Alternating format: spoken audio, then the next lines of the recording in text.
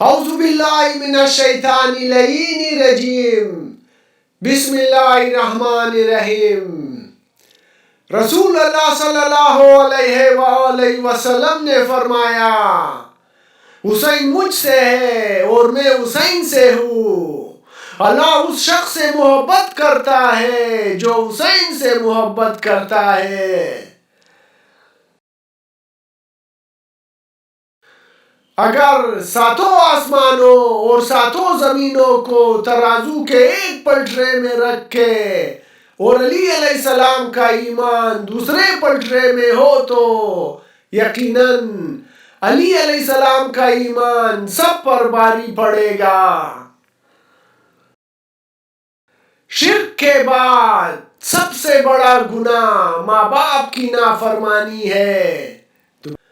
حضور صلی اللہ علیہ وآلہ وسلم کی نبوت کا اعلان اس وقت ہو چکا تھا جب فرشتے حضور صلی اللہ علیہ وآلہ وسلم پر کروڑوں سالوں سے درود پڑھ رہے تھے۔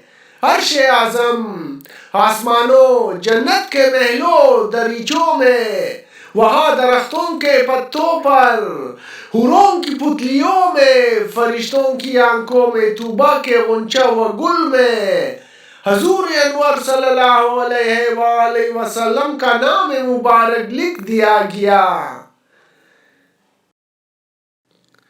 جو درجہ خاموشی کی وجہ سے انسانوں کو ملتا ہے وہ 60 برس کی نفل عبادت سے بہتر ہے۔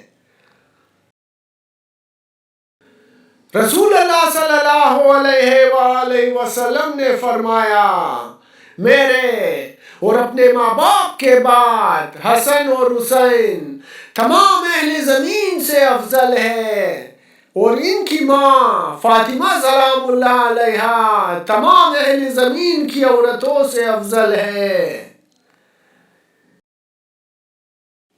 سفید کپڑے پہنا کرو کیونکہ وہ ظاہری طور پر بھی زیادہ پاک اور باطنی طور پر بھی زیادہ پاکیزہ ہوتے ہیں۔ مہمان اپنا رزق لے کر آتا ہے اور صاحب خانہ کے گناہ لے کر جاتا ہے۔ اللہ تعالیٰ فرماتے ہیں، میرے ذکر کے لیے وقت نکالو، میں تمہارے کاموں میں برکت عطا کروں گا، ورنہ دنیاوی کاموں کی کثرت تم پر اس قدر مسلط کر دوں گا کہ تمہیں فرصت ہی نہ ہوگی اور سکون سے محروم ہوں گے۔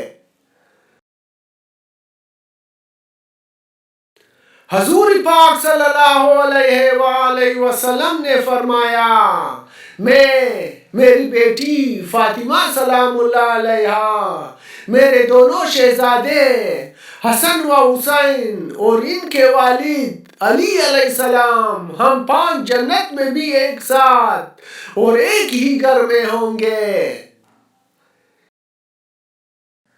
اے لوگو، اگر تم اتنے روزے رکھو کہ کمان کی طرح دبلے پتلے ہو جاؤ اور اتنی نمازیں پڑھو کہ تمہاری کمر میں خم آ جائے اور دین کی اتنی دعوت دو کہ لوگ تمہارے ٹکڑے ٹکڑے کر دے، ان تمام اعمال کے باوجود اگر تم نے علی علیہ السلام سے بغض رکھا تو اللہ تمہیں منہ کے بل دوزخ میں ڈال دے گا۔